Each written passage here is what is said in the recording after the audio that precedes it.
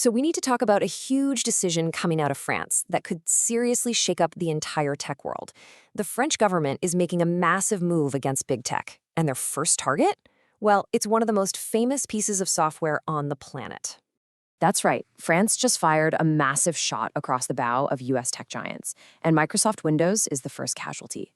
But look, this isn't just about swapping out one program for another. This feels a lot more like a declaration of independence for the digital age. To really get what's going on, we have to understand the motivation behind it. So why on earth would an entire country decide to ditch an operating system that's used by billions of people?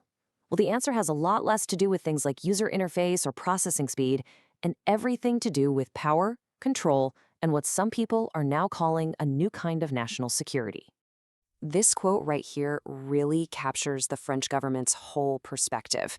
It shows a fundamental shift in thinking, that the new front line for a country's security is digital, and that the very heart of this issue is a concept they're calling digital sovereignty.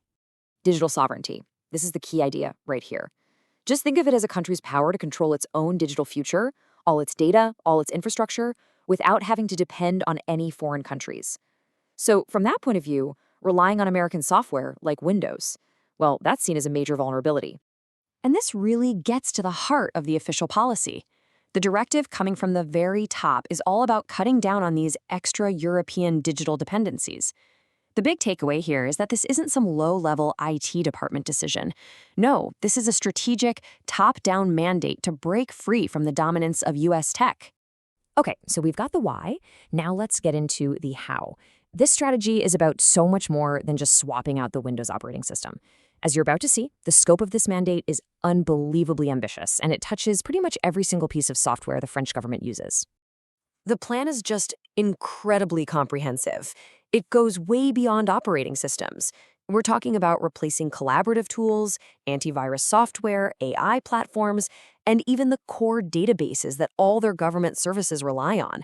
It's a complete technological overhaul, right from the ground up. And, this didn't just come out of nowhere. It's really the next logical step in a very deliberate strategy. Earlier this year, you saw France ban tools like Zoom and Microsoft Teams from government use. And now, by this fall, every single ministry has to come up with a plan to replace their non-European suppliers. The end goal couldn't be clearer: a full migration to open-source software that France itself can control. So if France is moving away from all this American tech, what's the alternative? This is where the technical side of the strategy really comes into play. The government is betting big on open-source software, and specifically on the Linux operating system, which runs on a completely different philosophy than Windows. This comparison really lays out the core differences perfectly. On one side, you've got Windows, which, has been criticized for bloatware and for being a closed proprietary system. But on the other side, you have Linux. It's a favorite among developers because it's efficient and, most importantly, it's open source. And it's that open nature that gives France the sovereign control it's looking for. And get this, while Windows might run most desktops, it's Linux that's quietly powering the vast majority of the internet. But just when you think this is a uniquely French story, you realize it's actually part of a much bigger, global pattern. France is not acting alone here. And this is where we need to zoom out and look at the bigger picture. Some people are actually calling this a new global tech Cold War. France's move is a pretty big domino to fall, but it's part of a much larger international trend where nations are starting to push back against tech dependency. I mean, just look at China. In 2023, they released Open Kylin, their very own homegrown operating system, also based on Linux. It was developed by almost 4,000 programmers with the explicit goal of securing critical sectors like finance, energy, and even their space program from any reliance on US tech. The parallels here, they're pretty hard to ignore. So the vision is grand. The strategy seems pretty clear.